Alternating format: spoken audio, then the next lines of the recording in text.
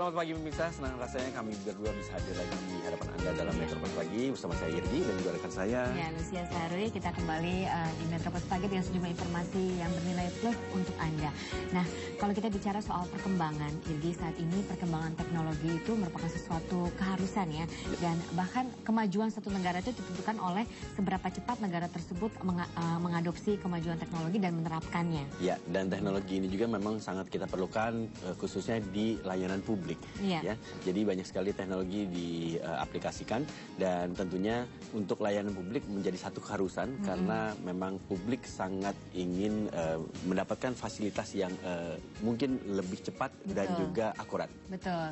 Nah, berbicara tentang transformasi teknologi dalam bidang pelayanan publik, kita akan membahas khususnya di Kementerian Perhubungan, di mana saat ini sudah ada Kepala Pusat Teknologi Informasi dan Komunikasi Perhubungan, Bapak Bambang S. Ervan. Selamat pagi, Pak Bambang. Selamat pagi, Mbak Lucy. Ya, terima kasih sudah hadir di Metropos Pagi. Baik, Pak Bambang, tentunya memang Departemen Perhubungan khususnya justru yang memang selalu berhadapan dengan publik dan tentunya dengan maraknya perkembangan teknologi ini, maka memang dituntut juga dari Departemen Perhubungan untuk dapat bertransformasi untuk menggunakan layanan-layanan dengan menggunakan teknologi. Nah, sekarang ini sudah dilakukan teknologi itu masuk ke layanan publik di Departemen Perhubungan. Apa latar belakang ya diadakannya transformasi pelayanan di Kementerian Perhubungan sebenarnya, Pak Bambang? Baik, seperti tadi Mbak Lucy, Mas Irgi katakan ya bahwa memang ini sudah kebutuhan lingkungan strategis, baik internal maupun eksternal. Kalau eksternal ya kita ketahui masyarakat semua sudah menggunakan teknologi informasi dalam kehidupan sehari-hari, masa Kementerian Perhubungan masih manual saja. Jadi, dan di dalam juga ya untuk internalnya bahwa kita juga memerlukan ya teknologi informasi untuk kelancaran pekerjaan dalam memberikan pelayanan sesuai dengan tugas dan fungsi dari Kementerian Perhubungan untuk bagaimana kelancaran dalam pelaksanaan operasional transportasi di Indonesia selaku regulator. Oke, apa saja Pak transformasi pelayanan yang sudah dilakukan secara online saat ini? Baik, kalau terkait dengan pelayanan tadi adalah pelayanan publik kita ada dua, Pak, Mbak ya. Pertama adalah pelayanan publik untuk pelayanan informasi. Kemudian kedua adalah pelayanan untuk administrasi sesuai dengan tusinya Kementerian Perhubungan pelayanannya. Untuk pelayanan informasi kami sudah melaunching dan mengoperasikan kontak center 151. Jadi masyarakat minta informasi apapun juga atau juga mengeluhkan sesuatu bisa menggunakan kontak center 151. 151 ya. Nah, kemudian untuk pelayanan terkait dengan administrasi itu Kementerian Perhubungan sesuai dengan tusinya ada untuk transportasi udara, kemudian darat dan laut. Ya, itu masing-masing ada berbeda-beda. Misalnya contoh untuk udara sudah dikembangkan itu adalah aplikasi untuk angkutan udara online. Jadi memberikan izin untuk flight approval, izin terbang dan juga izin rute, serta juga untuk pengajuan permohonan membuat surat izin usaha angkutan udara dan itu semua sudah kita siapkan. Sekarang sudah berjalan. Sejak kapan tepatnya, Pak? Ya, kalau untuk ini kita lakukan itu sejak tahun 2015, tapi sebelumnya juga sudah. Hanya belum menerapkan best practice di teknologi informasi. Jadi itu pelayanan sudah ada, namun sifatnya stand alone, berdiri sendiri-sendiri. Nah, jadi tidak ada sharing data. Nah, mulai tahun 2015 ini kita lakukan adalah dengan integrasi berbagai aplikasi yang sangat berhubungan dengan kegiatan penerbangan. Termasuk di dalamnya bukan hanya di dalam Kementerian Perhubungan, tapi juga dengan pihak-pihak yang terkait dengan penerbangan tersebut. Sebagai contoh, untuk pelayanan penerbangan itu ada namanya Badan Usaha Bandara kan, Bandar Udara, itu ada Angkasa Pura I, Angkasa Pura II, kemudian juga ada Airnav.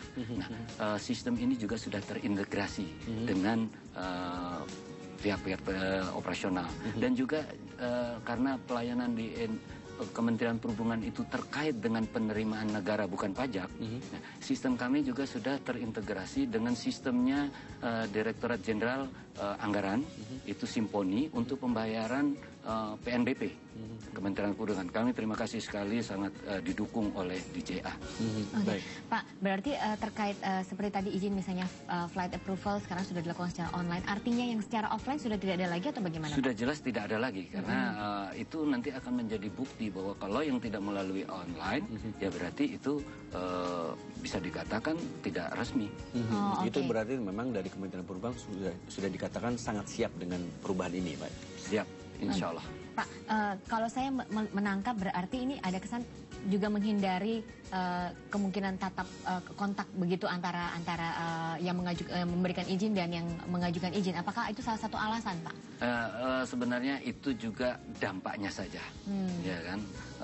Yang utama adalah bahwa untuk penerapan teknologi informasi ini kita menyiapkan suatu perubahan proses bisnisnya, proses kerjanya, di mana semua menggunakan aplikasi, sehingga ya dampaknya adalah tidak ada pertemuan, tapi jelas akan perlu ada suatu misalnya komunikasi. Nah, komunikasinya itu juga tadi bisa menggunakan teknologi informasi dengan kontak center. Misalnya belum paham, ada yang tidak kecocokan dan lain sebagainya. Kalau tidak itu bisa menggunakan kontak center, ya kontak center. Sehingga kalau tatap muka secara langsung memang tidak. Tapi berkomunikasi masih tetap, karena komunikasi sangat penting. Baik, ini apakah ada dampaknya terhadap SDM yang ada di Kementerian Perhubungan sendiri, Pak? Dampak dari SDM ya sebenarnya tidak terlalu ya. Kalau kita misalnya mempersiapkan SDM kita dengan sesuai program, karena untuk menerapkan aplikasi ini jelas bahwa kita tidak hanya menciptakan aplikasinya saja, tapi kita harus juga mempersiapkan SDM-nya. Kami juga melakukan yang best practice di IT adalah change management-nya. Nah, itu juga bukan hanya dari dalam Kementerian Perhubungan, juga kita mempersiapkan dari semua pemangku kepentingan yang menggunakan aplikasi tersebut.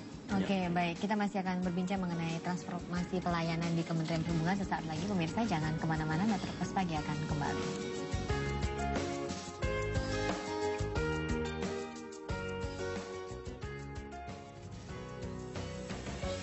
Ya, kembali lagi di Metro Plus Pagi pemirsa, dan kita masih berbincang mengenai penerapan teknologi yang membantu proses layanan masyarakat, khususnya di Kementerian Perhubungan.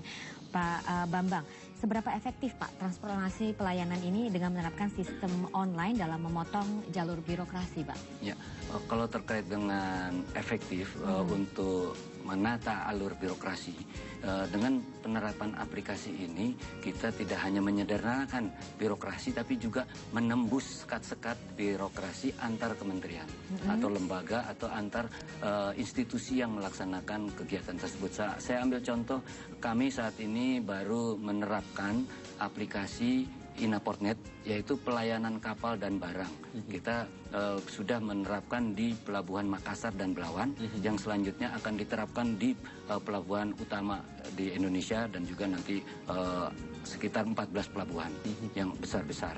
Nah, ini melibatkan beberapa institusi, ya, antara lain di Kementerian Perhubungan, di dalamnya sendiri ada beberapa direktorat yang terkait dengan pelayanan tersebut, kemudian juga dengan badan usaha pelabuhan.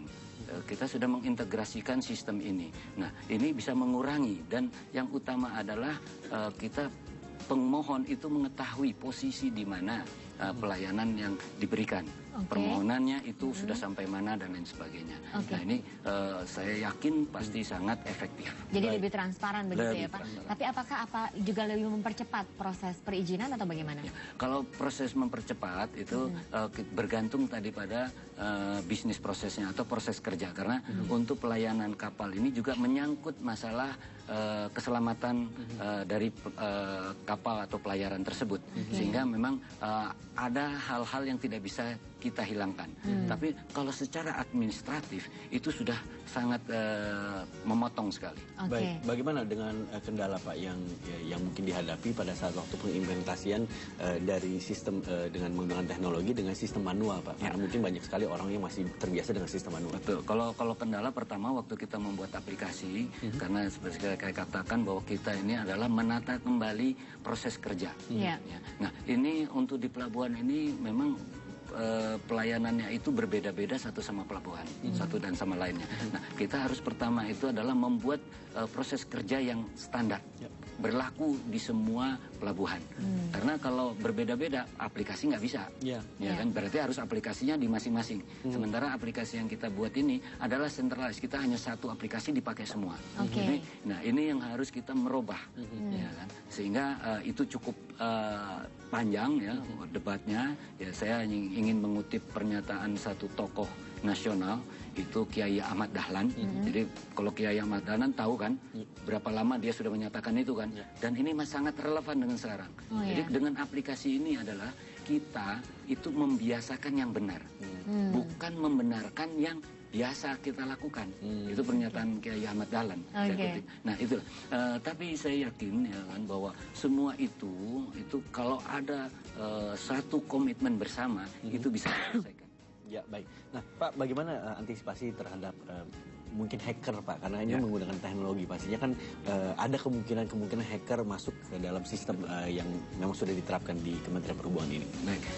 Untuk menghadapi hal-hal yang terkait dengan keamanan, dari sejak awal kita membangun sistem ini, kita sudah melakukan tahapan-tahapan untuk mulai dari segi aplikasinya sendiri, kemudian dari jaringannya sendiri, dari infrastrukturnya dan lain sebagainya. Seperti kita ketahui kan di dalam SDLC itu Software Development Lifecycle itu ada sampai tes-tes untuk security juga sebelum kita masukkan di production.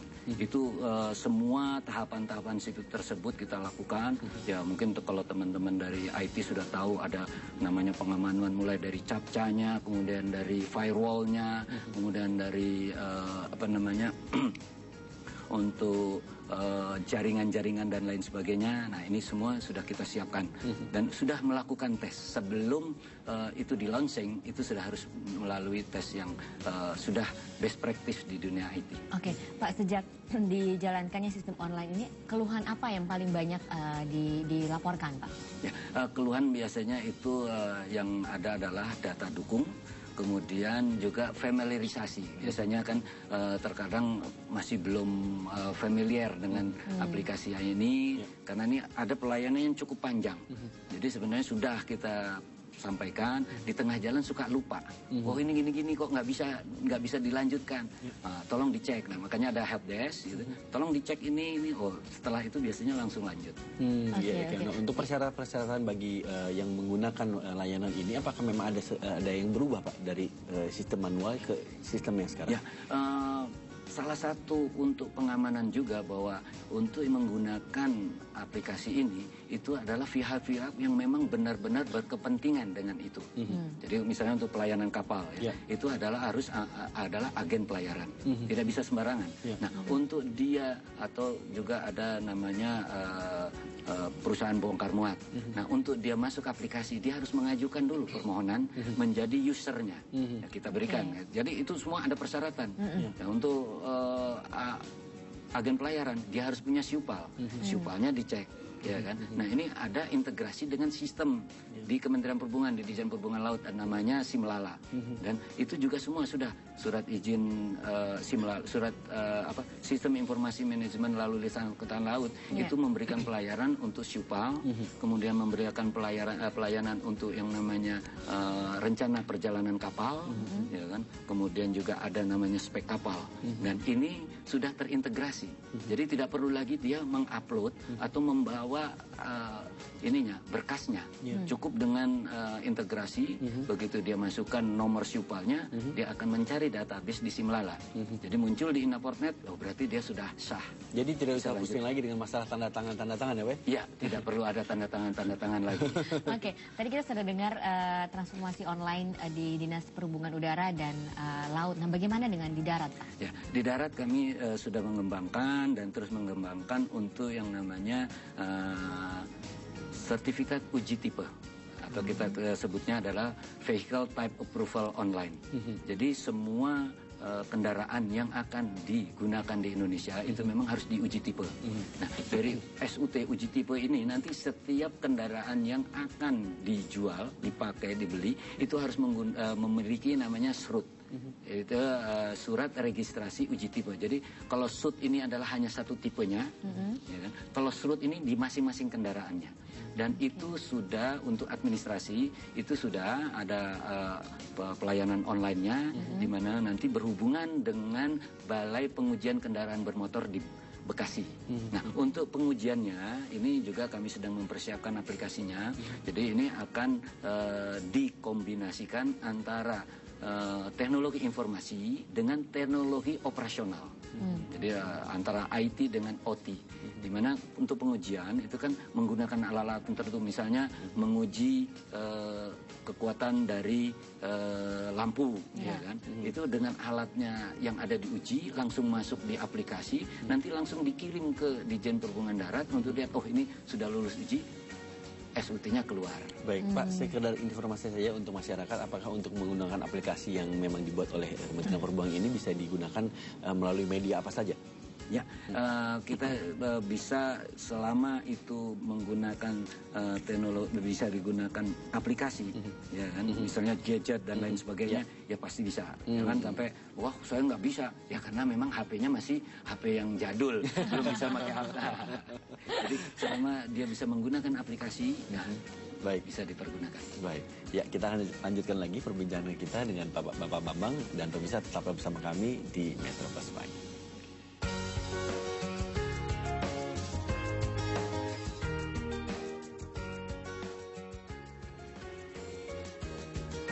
Ya, masih di Metro Plus Pagi pemirsa, dan kita masih berbincang mengenai transformasi layanan secara online di Kementerian Perhubungan. Pak Bambang, tadi dari penjelasan Bapak kita sudah menangkap bahwa yang diberikan saat ini adalah transformasi layanan khususnya kepada mereka yang bergerak di bidang usaha, begitu ya Pak ya. Nah, bagaimana dengan masyarakat umum? Apakah ada keuntungannya dengan adanya transformasi online ini, Pak? Ya, kalau terkait dengan masyarakat umum, kembali kita melihat bahwa tusinya atau tugas dan fungsi Kementerian Perhubungan adalah terkait dengan transportasi. Jadi kalau masyarakat umum yang terkait dengan transportasi, itu juga Kementerian Perhubungan memberikan pelayanan seperti contoh untuk pengurusan untuk sertifikat pelaut, kemudian sertifikat pilot, kemudian juga sertifikat untuk awak kabin dan lain sebagainya. Itu juga sudah bisa mengajukan secara online. Kemudian ya kalau secara umum sekali yang ingin mengetahui tentang transportasi bisa menggunakan tadi kontak center 151 untuk bertanya untuk mengenai peraturan atau mungkin bagaimana pengurusan perizinan atau pengurusan bagaimana untuk berusaha, itu ada di 151. Jadi memang kita dibatasinya lingkup tusinya Kementerian Perhubungan. Baik, dengan diadakannya transformasi yang dilakukan oleh Kementerian Perhubungan ini, sebenarnya target utama dari transformasi ini apa, Pak? Target utama adalah kita melakukan birokrasi yang profesional sesuai dengan target pemerintah, bahwa kita tidak boleh lagi kalah dengan ya profesionalitas dari swasta, karena kalau tidak ya pincang. Ya. Jadi mungkin tujuannya juga untuk supaya lebih cepat begitu Pak, betul, lebih itu transparan. Hasilnya adalah bahwa pelayanan yang diberikan oleh Kementerian Perhubungan itu efektif, efisien, transparan. Efektif, efisien dari segi waktu, dari segi biaya dan lain sebagainya. Sejauh ini apa saja Pak yang masih harus disempurnakan setelah diadakannya transformasi? Sebagaimana teknologi-teknologi lain, pasti ya kan suatu ciptaan itu, suatu produksi itu ada yang namanya baby period, ya kan, dan demikian juga kebutuhan terkait dengan birokrasi atau prosedur kerja itu juga bisa berubah-ubah. Nah, ini kami terus melakukan evaluasi dan review, ya kan, memperbaiki ya, apakah ini memang sudah sesuai dengan best practice atau juga dengan customer experience. Ya kan, kita terbuka untuk masukan-masukan apabila wah sebenarnya kayak gini kan lebih mudah, nah, dan lain sebagainya. Ini sebagai contoh ya bahwa pernah terjadi ya kan, karena kita juga masih menggunakan harus pakai tanda tangan basah karena sertifikat dan lain sebagainya. Nah, kemudian dilihat ya harus kita rubah aturannya. Aturan dirubah boleh dengan tidak pakai tanda tangan basah, namun dengan sistem tadi security. Ya, kita gunakanlah QR code. Di mana QR code itu langsung masuk kepada database sehingga tidak bisa dipalsukan kalau tidak ada di database. Gitu. Ini juga berarti mempercepat waktu ya Pak. Tidak perlu kalau menunggu orangnya harus ada di tempat, begitu ya. Pak, terkait dengan berbagai transformasi yang sudah dilakukan ini, sejauh ini bagaimana respon dari para penggunanya, Pak? Ya, alhamdulillah kalau saya lihat responnya sangat mendukung. Ini pernah terjadi ya waktu di Belawan, itu ada sedikit gangguan, bukan di inapotnya tapi di data pendukungnya, gitu. Nah itu dia kami ada namanya rollback ya, harus manual dulu sebentar. Dia langsung mengeluhkan, wah ini kembali lagi ke zaman batu. Kita udah biasa dengan online ini jadi mundur lagi. Nah, ini kami mohon maaf sekali, memang waktu itu kita terus belajar, kami sedang belajar juga, ada kelemahan-kelemahan yang terus kita perbaiki. Yang insya Allah kita sudah langsung dengan pengalaman tersebut kita lakukan untuk di aplikasi kita menggunakan namanya High Capability HA, mana aplikasi itu kita buat ada baik di RC-nya, di DC-nya, ada di RC-nya, dan juga kita menyiapkan juga aplikasi cadangannya sehingga apabila ada hal yang terkait dengan teknis kita bisa buat cadangannya. Ya baik, Pak Bambang, terakhir mungkin apa yang bisa disampaikan kepada para pengguna layanan yang ada di Kementerian Perhubungan terkait dengan transformasi yang dilakukan oleh Kementerian Perhubungan ini? Baik, pimpinan Kementerian Perhubungan sudah berkomitmen untuk memberikan pelayanan yang terbaik. Memang untuk pertama-tama pasti dalam melakukan perubahan itu akan ada ya kan hambatan-hambatan, masalah-masalah seperti bayi ya kan, untuk dia kuat harus dikasih imunisasi, disuntik panas dingin ya kan. Tapi insya Allah dengan waktu berjalan dan sudah biasa pelayanan akan lebih baik lagi. Baik, terima kasih Pak Bambang sudah berbagi bersama kita. Kita menyambut baik transformasi yang sudah dilakukan di Kementerian Perhubungan, semoga bisa diikuti oleh kementerian lainnya ya. Kami juga dari Kementerian Perhubungan terima kasih. Sama-sama. Baik, dan pemirsa Metro Plus pagi masih akan kembali setelah Headline News pukul 11 dan kita masih akan berbicara mengenai teknologi, di mana ini ada perkembangan teknologi untuk dalam hal belajar mengajar di sekolah. Sesaat lagi setelah Headline News pukul 11.